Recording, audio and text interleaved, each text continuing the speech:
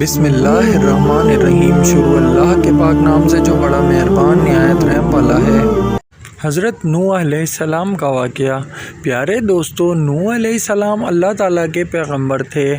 آپ نے تقریباً 950 سال تک لوگوں کو اللہ کی طرف بلایا، مگر آپ کی قوم کا جواب تھا کہ آپ بھی ہماری طرح عام آدمی ہیں۔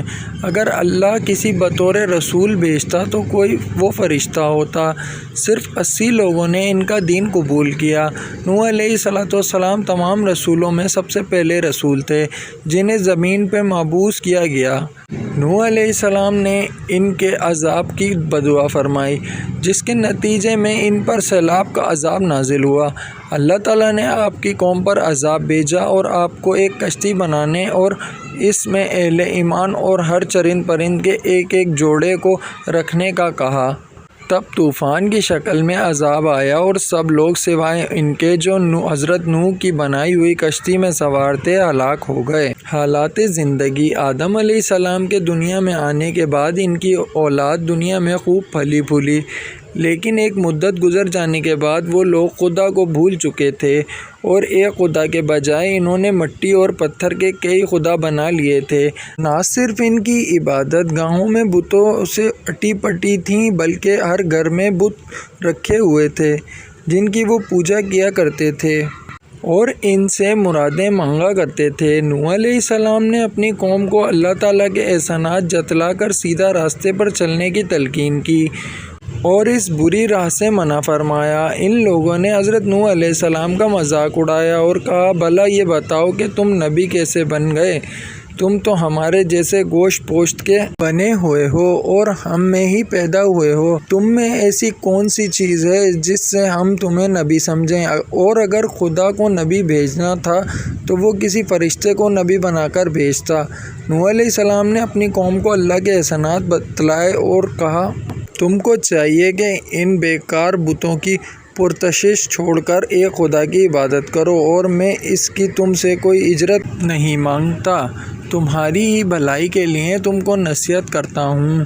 نوح علیہ السلام نے کوئی 950 سال تک اپنی قوم کو وعظ و تبلیغ کی اور کوشش کی کہ وہ راہ خدا واحد کے سچے پرستان بن جائیں، مگر ان پر کوئی اثر نہ ہوا، بلکہ حضرت نوح علیہ السلام وعظ فرماتے تو وہ مذاق مستی میں اڑاتے، کانوں میں انگلیاں ٹھوس لیتے تاکہ ان کی آواز کانوں میں نہ پہنچ جائے۔ صرف چند لوگ تھے جو آپ پر ایمان لائے۔ قوم کی یہ سرکشی اور نافرمانی دیکھ کر نوح علیہ السلام نے اپنے رب کو پکارا کہ اے اللہ، میں تو اس قوم سے تنگ آ گیا ہوں، اب تو ہی ان سے بدلہ لے۔ اللہ تعالیٰ نے حضرت نوح علیہ السلام کو حکم دیا کہ ایک کشتی بناؤ اور یہ بھی حکم دیا کہ دیکھنا اب کسی کی سفارش نہ کرنا، اب ان پر ضرور عذاب نازل ہو کے رہے گا۔ حضرت نوح علیہ السلام خدا کے حکم کے مطابق کشتی بنانے میں لگ گئے۔ جب آپ کشتی بنا رہے تھے تو قوم کے لوگ اس کا مذاق اڑاتے تھے، تانے کس رہے تھے کہ کل تک تبلیغ کر رہے تھے، آج بڑائی بن گئے۔ کبھی کہتے کہ کشتی تو بنا رہے ہو، لیکن دریا کہاں سے لاؤ گے کہ کشتی چلانے کے لیے؟ حضرت نوح علیہ السلام اپنے کام میں لگے رہے۔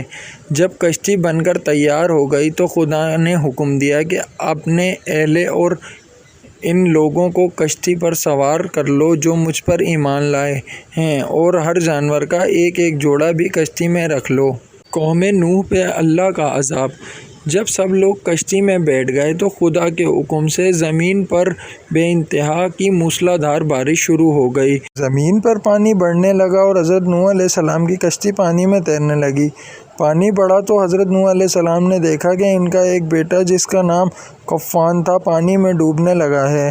آپ نے اسے آواز دی کہ اب بھی آ جاؤ تاکہ خدا کے عذاب سے بچ سکو، مگر اس نے جواب دیا، آپ جائیں کہ میں کسی پہاڑ کی چوٹی پر چڑھ کر اپنی جان بچا لوں گا۔ پانی تھا کہ تھمنے کا نام ہی نہ لیتا تھا۔ دنیا کے نافرمان اور سرکش لوگ اس سیلاب میں فنا کی گھاٹ اتر گئے اور حضرت نوح علیہ السلام کی کشتی جو جودی پہاڑ کی چوٹی پر جا کر ٹھہر گئی۔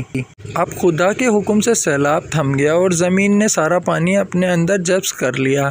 اب خدا نے حضرت نوح علیہ السلام کو حکم دیا کہ کشتی سے اتر جاؤ، تجھ پر اور وہ لوگ جو تجھ پر ایمان لائے ہیں ان پر ہماری رحمتیں برکتیں نازل ہوں گی، چونکہ اس طوفان میں دنیا کے تمام لوگ ہی فنا ہو گئے تھے، صرف چند لوگ ہی زندہ بچے تھے۔ اس لیے حضرت نوح علیہ السلام کو آدم ثانی بھی کہا جاتا ہے۔ انہی کی اولاد اس وقت دنیا میں آباد ہے۔